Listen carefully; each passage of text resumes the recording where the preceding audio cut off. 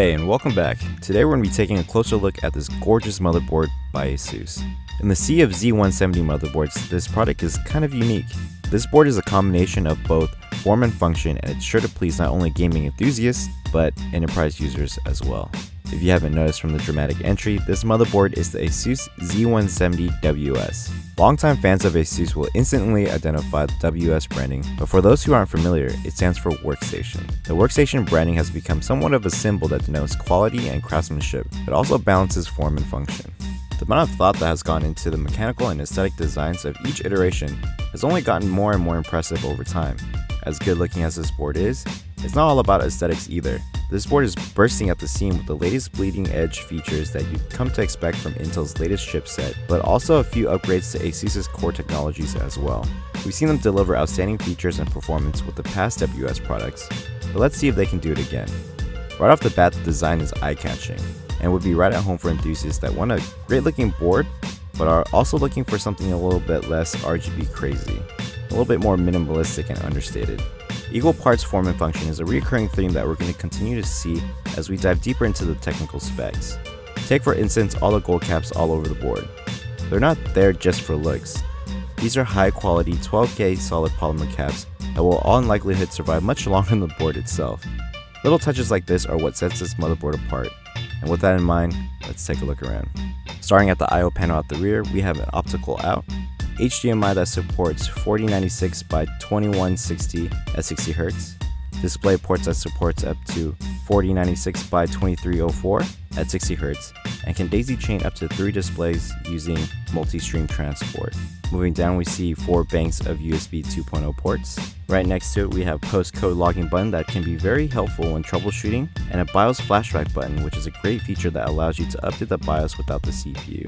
This is great for situations where you want to install a newly released CPU and don't have an old one laying around to flash the motherboard. Both USB 3.1 Type A and Type C connectors are controlled by the AS Media ASM 1142 and an e-tron EJ179B that also provides USB 3.1 boost that allows products like UASP supported SSD enclosures to squeeze out a little bit more performance. Moving along, we have 2 1GB Ethernet ports, the first port being an Intel i219LM and the second being an Intel i210. We also have 4 USB 3.0 ports that are attached to the AS Media ASM 1074, and finally we have the 3.5mm 7.1 audio jacks that are powered by the Realtek ALC 1150. As the name suggests, this board is equipped with the Z170 chipset from Intel and has an 1151 socket that supports the latest Intel Skylake processors like the Core i7 6600K and 6700K, or like in this particular setup, the Core i7 6700.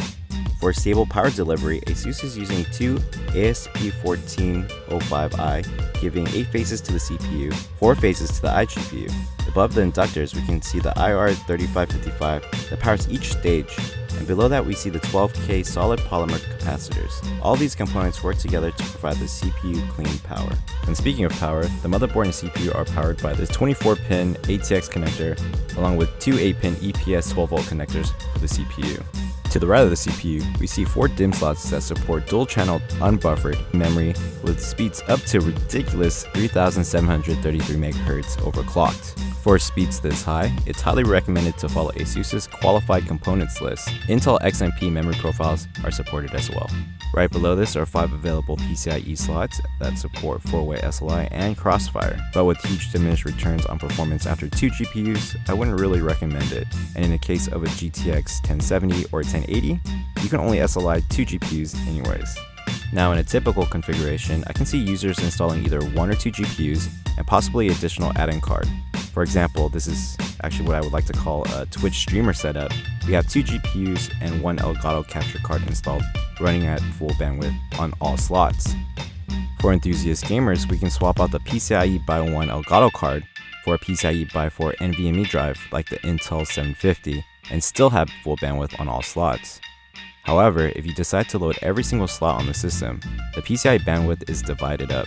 Fully populated, the system can provide a PCIe configuration of by 8, by 8, by 4, by 8, by 8, which adds up to a total of 36 lanes, which you may have noticed is well over the supported 16 lanes from the CPU. This is possible due to the PLX 8747 chipset, along with the 4 additional lanes coming from the PCH. Each of the gray PCIe slots are fully mechanical and electronically by 16, PCIe Gen 3. However, the black slots below are mechanically by 16, but electronically by 8, and borrows 8 lanes from the gray slots above them when populated, hence the by 8 by 8 by 8 by 8. This switching is possible due to the AS Media ASM 1480 that we see in between the PCIe slots. The brown slot we see here is a by 4 PCIe slot and is attached to the PCH and is independent of the PLX chip. When the board is fully populated, it will require additional power. This can be provided by the 6-pin PCIe connector that sits slightly above the first PCIe slot. In between the PCIe slots, we can see the dual M.2 slots that can post pretty impressive performance numbers in RAID 0 using NVMe drives like the Samsung 950 Pro. One thing to keep in mind is that these M.2 slots share their bandwidth with other ports on the board. For example, the M.2 slot shares a few ports off the SATA controller, while the M.2 slot shares bandwidth not only with the SATA controller, but also the U.2 connector.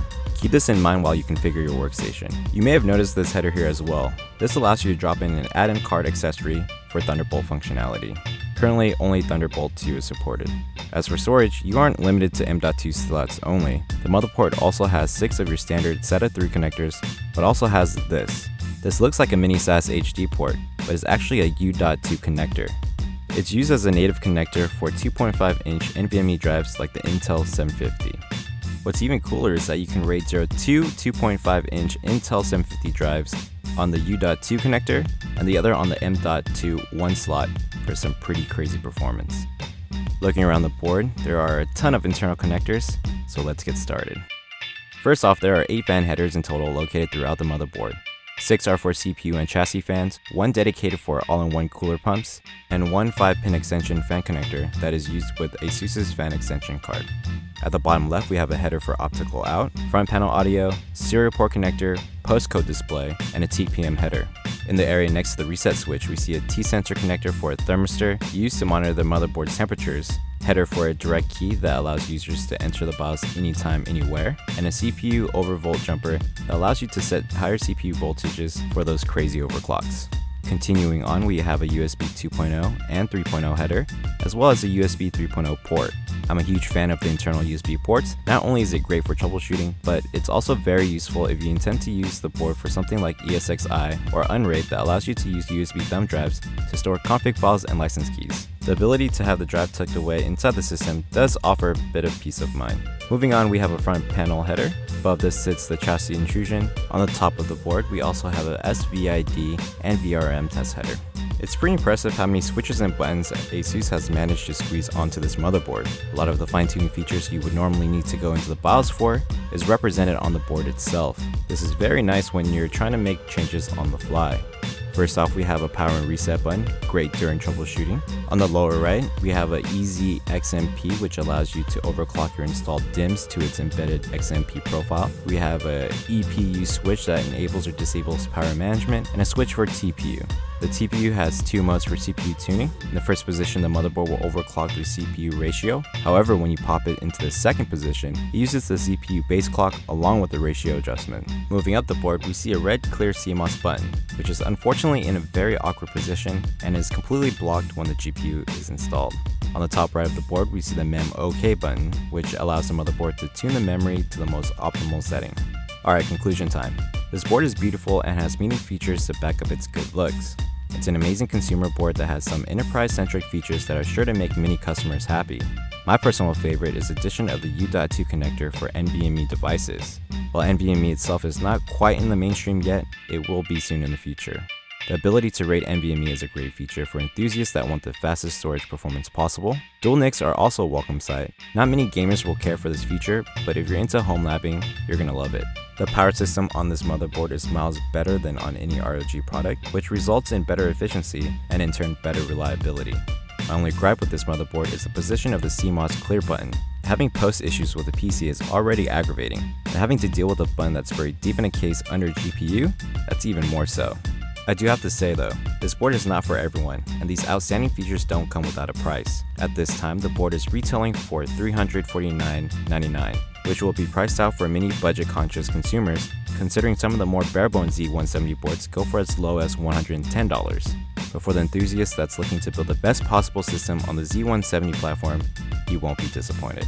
That's it for my review of the Asus Z170 workstation board. If you like this video, please like and subscribe, it really helps me out. And I'll see you guys next time.